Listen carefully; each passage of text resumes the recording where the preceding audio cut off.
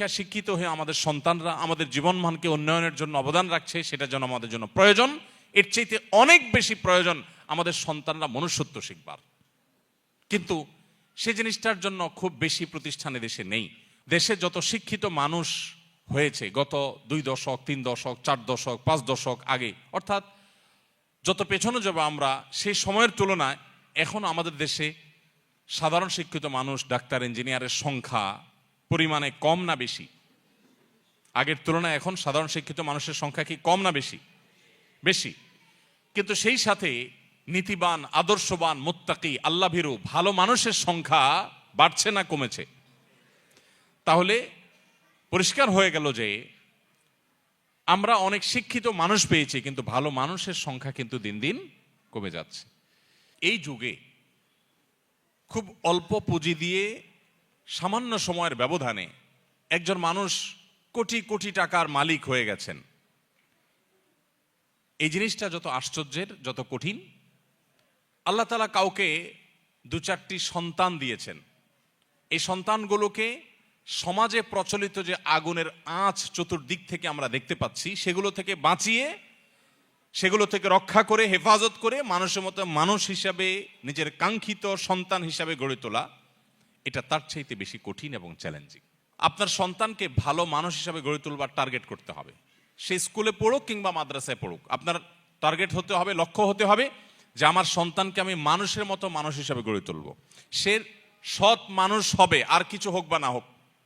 সে doctor, engineer হতে পারুক বা না পারুক, সে বিসিএস ক্যাডার হতে পারুক বা না পারুক, সে সেনাবাহিনীতে ভালো কোনো অফিসার র্যাঙ্কে চান্স পাক বা না পাক, সে ভালো পরিচিত পপুলার কোনো আলেম বা তুখুর কোনো হাফেজ হতে পারুক বা না পারুক, সে যেন ভালো মানুষ হয়, সে যেন মুত্তাকি হয়, সে যেন পরহেজগার হয়।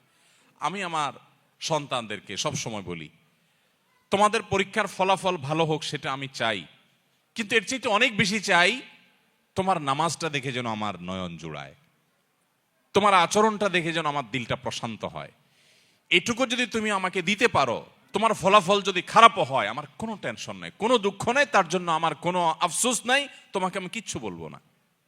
সম্মানিত উপস্থিতি, বেশিরভাগ বাবা মা তারা চান তাদের সন্তান যেন দুধে ভাতে থাকুক। একটা কথা আছে না, আমার সন্তান যেন থাকে দুধে ভাতে। আপনার সন্তান দুধে ভাতে থাকুক, ভালো উপার্জন করুক, তার ভালো কেরিয়ার করুক, এটা আপনি চান, এটা চাওয়াটা দোষের না। কিন্তু এর চাইতে বড় চাওয়া উচিত আমার সন্তানটা যেন সৎ হয়, ভালো মানুষ হয়। কয়জন বাবা, কয়জন অভিভাবক আপনি এই সমাজে দেখাতে পারবেন যেই অভিভাবক তার সন্তানকে বলে, বাবা তুমি অনেক বড় শিক্ষিত হতে পারো আর না পারো, তুমি সৎ মানুষ হবে? বরং উল্টা আমাদের সমাজে দেখি, সন্তানের জন্মের তারিখটা বেশিরভাগ বাবা মা ভুল লেখেন, ইচ্ছাকৃত ভুল না, মিথ্যা লেখেন। কেন? যাতে বেশি দিন চাকরগিরি করতে পারে, বেশি দিন সরকারি বা বিভিন্ন প্রতিষ্ঠানে চাকরগিরি যেন করতে পারে, সেই সুযোগ পাইয়ে দেওয়ার জন্য জীবনের শুরুতে একটা মিথ্যা গেঁথে দেয়।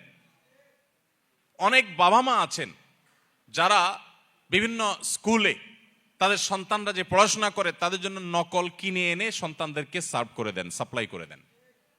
এরকম বাবা মা আছে না? নাই এই সমাজে? আছে না? শুধু ভরে আছে। অর্থাৎ বাবা মার হাবভাব দ্বারা তারা বোঝাতে চান যে দেখো, আমি নিজে তো টাকার মেশিন, সারাদিন পয়সা ছাড়া আর কিছু চিনি না, অতএব আমার ঘরে জন্ম হয়েছে তোমাকেও টাকার মেশিন হতে হবে বাবা। দিন শেষে বাপ সন্তান সবাই মিলে আমরা টাকার মেশিন হয়ে যাব, দুনিয়া মানি ছাড়ার কিছু বুঝি না।